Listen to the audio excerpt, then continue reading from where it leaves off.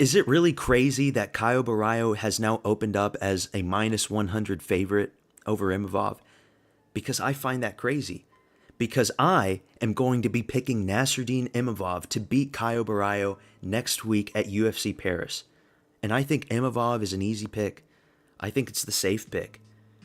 We're going to go through the reasons why, but let's do a quick stat breakdown. 16-4 record for Imavov, 17-1 for Borralho.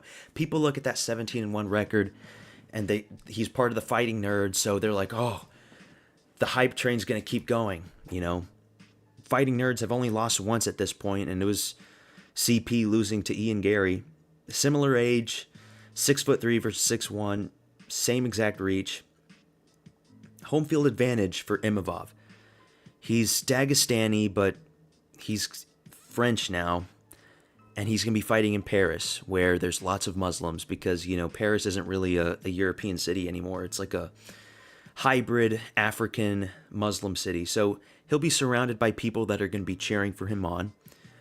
The Takbirs are going to be reigning in the crowd. The Allahu Akbars are going to be reigning in the crowd.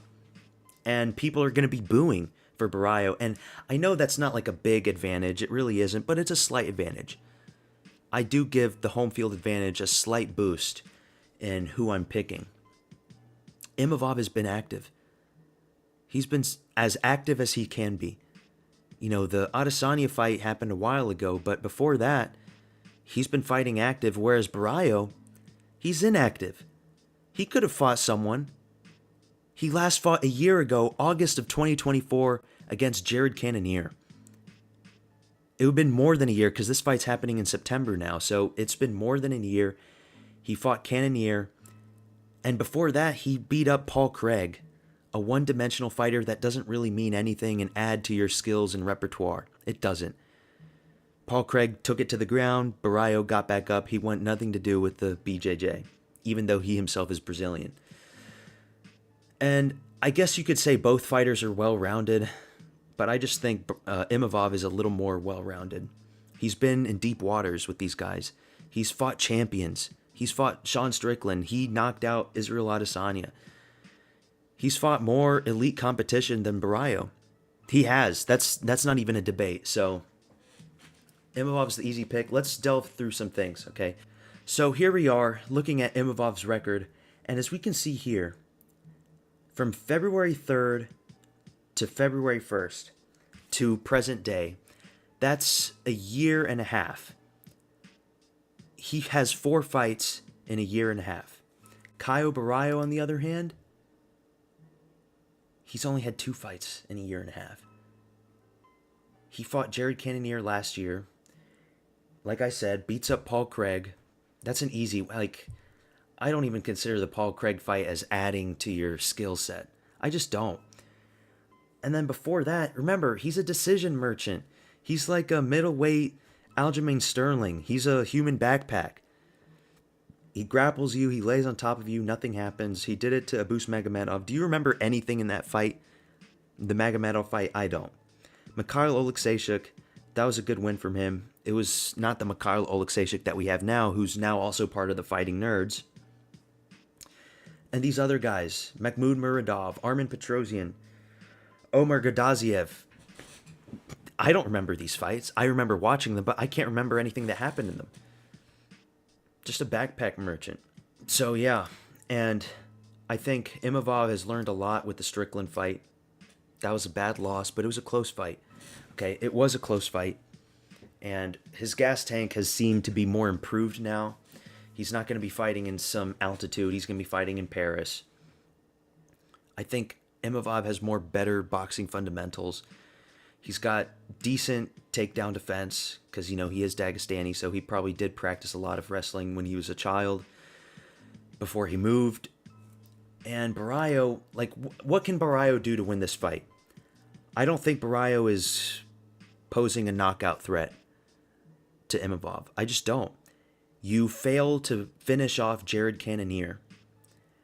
And he knocked Jared Cannonier bad in the 5th round. Remember that knockdown where he hit him really hard and there was that big bloody snot that came out of Jared Cannonier and it looked like he was going to die.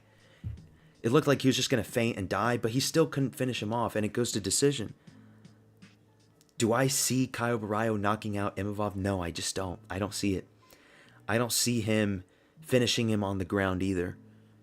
He might get a takedown, but his shots, look at Caio Borralho's shots. They're very telegraphed. He like goes in. It's like a Walter Walker type of shot. He just charges in.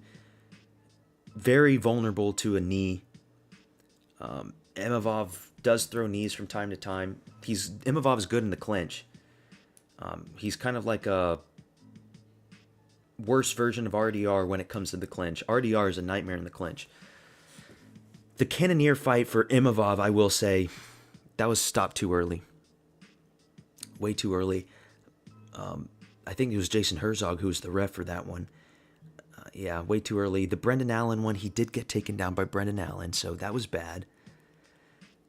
That was bad, but he did beat Brendan Allen 2-1.